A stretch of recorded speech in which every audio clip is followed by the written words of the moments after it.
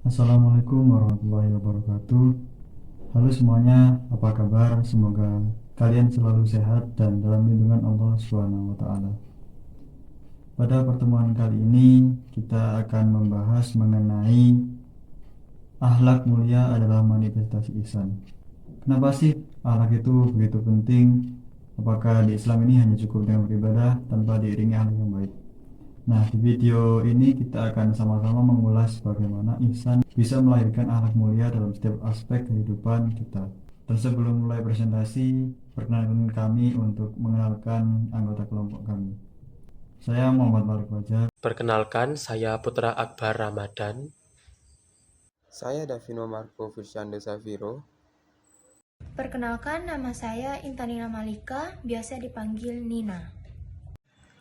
Saya Zakiatun Nafisa. Baik, perkenalkan nama saya Deswita Syahadana Larasati, biasa dipanggil Devi. Nama saya Esa Almira Hayu Febianingrum. Perkenalkan, nama saya Amelia Stianingrum. Nama saya Indra Arinka Nandita Galo. Nah, jadi di sini kita akan membahas tentang apa sih akhlak itu. Akhlak merupakan perbuatan manusia yang bersifat baik atau buruk. Kita juga dapat simpulkan bahwa akhlak itu tabiat atau karakter. Nah, lalu apa fungsi dari akhlak itu tadi? Akhlak merupakan fondasi dasar dari karakter manusia. Lalu bagaimana perspektif Islam tentang akhlak? Kedudukan akhlak dalam perspektif Islam merupakan mustika kehidupan yang menghantarkan kesuksesan bagi seorang muslim, sebagaimana kesuksesan para nabi dan rasul Allah dalam menjalani dunia ini, yaitu mengemban tugas, fungsi, dan risalahnya tidak bisa lepas dari akhlak. Nah, akhlak ini tadi menentukan eksistensi seorang muslim. Akhlak menuntun manusia kepada nilai-nilai kemuliaan. Oke, selanjutnya kita akan membahas tentang bagaimana sih proses pembentukan akhlak dalam agama Islam. Jadi, dalam agama Islam, proses pembentukan akhlak meliputi beberapa tahap penting, yaitu sebagai berikut.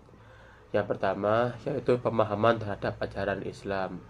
Akhlak terbentuk dari pemahaman dan benar terhadap ajaran Islam, khususnya dari Al-Quran dan hadis. Ini mencakup nilai-nilai seperti kejujuran, keadilan, kasih sayang, dan keadilan. Yang kedua yaitu pendidikan dan pembiasaan sejak dini. Anak-anak diajarkan nilai-nilai akhlak melalui contoh, nasihat, dan kebiasaan baik yang ditanamkan dalam keluarga dan lingkungan mereka. Yang ketiga yaitu keteladanan atau uswatun hasanah. Rasulullah SAW adalah teladan utama dalam akhlak umat Islam dan juga untuk meniru akhlak beliau dalam kehidupan sehari-hari. Yang keempat yaitu pembinaan spiritual atau ta'ziyatun nafs, pembersihan jiwa melalui ibadah seperti sholat, zikir, dan membaca Al-Quran membentuk akhlak yang mulia. Yang kelima yaitu lingkungan yang baik. Lingkungan pergaulan sangat mempengaruhi akhlak. Bergaul dengan orang-orang saleh akan memperkuat pembentukan akhlak kita yang baik. Yang keenam atau yang terakhir yaitu mujahadah dan introspeksi. Mujahadah yaitu usaha terus-menerus melawan hawa nafsu, dan introspeksi adalah melakukan evaluasi diri secara rutin. Dan kedua hal itu sangat penting dalam menjaga dan memperbaiki akhlak ke depannya. Baik, selanjutnya saya akan menyampaikan tentang aktualisasi akhlak dalam kehidupan. Aktualisasi akhlak berarti menerapkan nilai moral, etika dalam keseharian untuk membentuk kepribadian yang baik, masyarakat yang harmonis, dan untuk meraih keridhaan Allah Subhanahu wa taala. Contohnya, bisa kita lihat dalam beberapa aspek. Yang pertama adalah media sosial. Gunakanlah untuk hal-hal yang bermanfaat dan berdakwah, bukan untuk hoaks dan ujaran kebencian. Yang kedua, berbusana. Berbusana menutup aurat dengan pakaian yang longgar, tidak transparan, dan tidak menyerupai lawan jenis. Yang ketiga adalah interaksi sosial, menjaga lisan dan perbuatan agar kita tidak menyakiti, serta menjauhi prasangka buruk. Yang keempat adalah dunia akademik. Di dunia akademik, kita harus menghormati guru, jujur, disiplin, dan bertanggung jawab. Untuk yang terakhir adalah untuk dunia kerja. Di dunia kerja, menjalankan tugas dengan jujur, ikhlas, dan penuh tanggung jawab.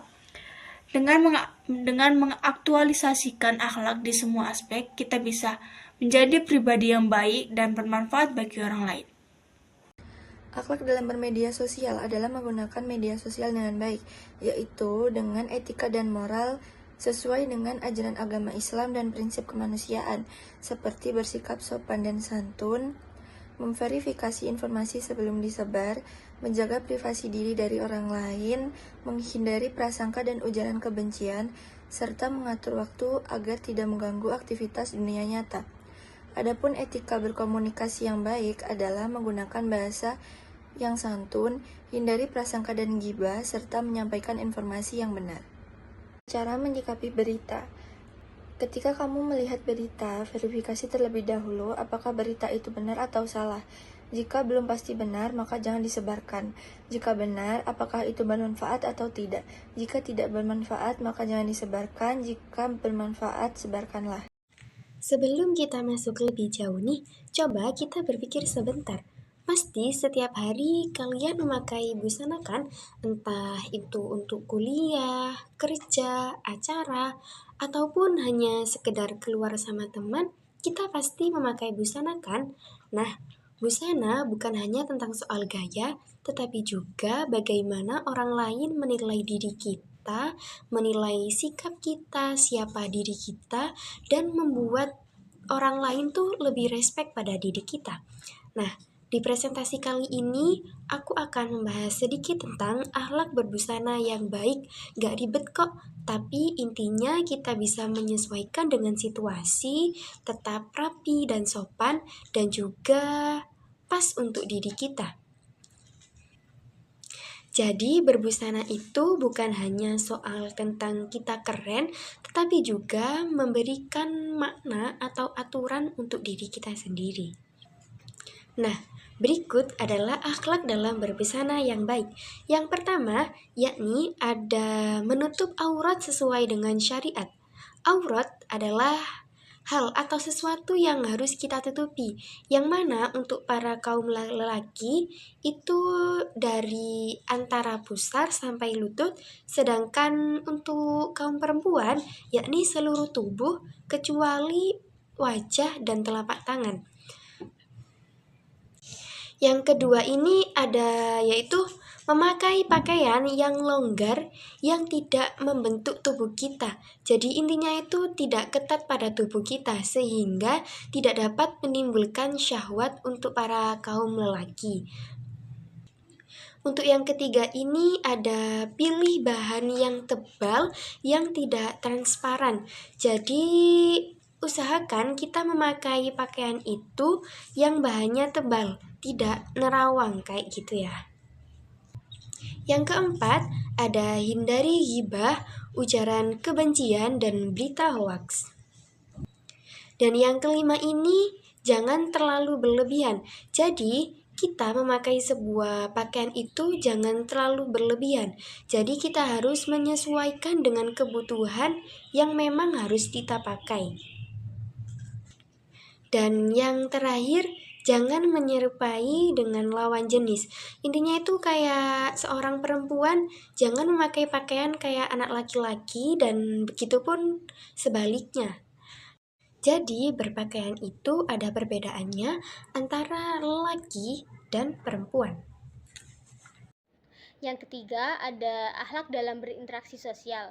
Interaksi sosial ini merupakan hubungan timbal balik antara individu dengan individu lainnya. Dan interaksi sosial ini biasanya terjadi dan mengarah kepada hal positif ataupun bisa jadi kepada yang negatif.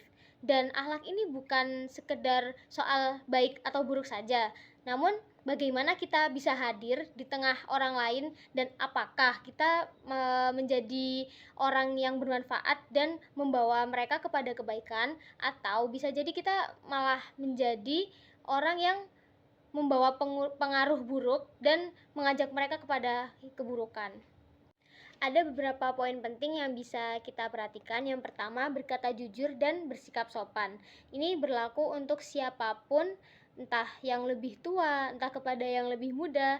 Dan ini adalah sikap yang harus kita sangat perhatikan. Yang kedua, ada saling berempati dan bersikap toleransi. Entah itu kita berbeda dari suku, adat maupun agama, itu kita harus saling toleransi dalam setiap interaksi sosial. Yang ketiga, ada menjauhi prasangka buruk. Yang terakhir, membangun relasi dan membangun pertemanan yang harmonis. Selanjutnya adalah akhlak dalam dunia akademik. Di sini tercantum manfaat-manfaat ketika kita mengamalkan akhlak dalam dunia akademik. Di antaranya, niat ikhlas karena Allah, sungguh-sungguh dalam belajar, berdoa, mendapat ilmu yang bermanfaat, mencari guru yang baik, disiplin, fokus, sabar, menghormati semua orang, dan kita dapat menghindari pergaulan yang kurang baik. Karena apa? Ilmu pengetahuan menempati kedudukan yang penting dalam Islam. Keutamaan ilmu bagi orang-orang yang berilmu hendaknya diiringi dengan akhlak dalam menuntut ilmu. Karena apa? Karena akhlak itu di atas ilmu, teman-teman. Jadi kita harus tetap mengutamakan akhlak di atas ilmu. Contohnya seperti apa? Seperti kita menghormati guru ketika mengajar, seperti kita memperhatikan presentasi teman-teman kita itu juga memberikan ilmu kepada kita. Jadi kita wajib menghormatinya sebagai pendengar, teman-teman. Baik, saya akan membahas tentang akhlak dalam bekerja. Istilah bekerja merupakan aktivitas individu yang dilakukan dalam waktu tertentu. Tetapi dalam Islam, bukanlah semata-mata merujuk pada aktivitas mencari rezeki dengan menghabiskan waktu pagi, siang, dan malam. Bekerja menurut Santoso adalah menjalankan perintahnya untuk meraih kualitas hidup yang lebih baik. Karenanya, dalam melakukan pekerjaan maupun dalam mengambil keputusan, penting dalam pekerjaan hendaknya tidak hanya menggunakan logika pikiran semata, tetapi juga menjadikan keimanan yang bersumber pada hati nurani sebagai landasan. Untuk itu, dalam bekerja, seorang muslim hendak memperhatikan akhlaknya, yang mana menurut Santoso antara lain, yang pertama, niat ikhlas karena Allah. Yang kedua, bekerja dengan ketekunan dan sungguh-sungguh. Dan yang ketiga, mengutamakan kejujuran dan amanah dalam bekerja. Yang terakhir, profesionalitas dalam melakukan aktivitas. Mungkin itu saja. Alhamdulillah teman-teman, kita sudah sampai di akhir pembahasan. Dari materi tadi kita bisa simpulkan bahwa akhlak mulia adalah cermin nyata dari ihsan. Semakin kuat rasa kita diawasi oleh Allah, semakin indah pula akhlak yang lahir dalam kehidupan sehari-hari. Terima kasih kalian sudah menyimak video ini sampai selesai. Semoga apa yang kita pelajari bisa menambah pemahaman sekaligus menjadi motivasi untuk terus menjadi lebih baik.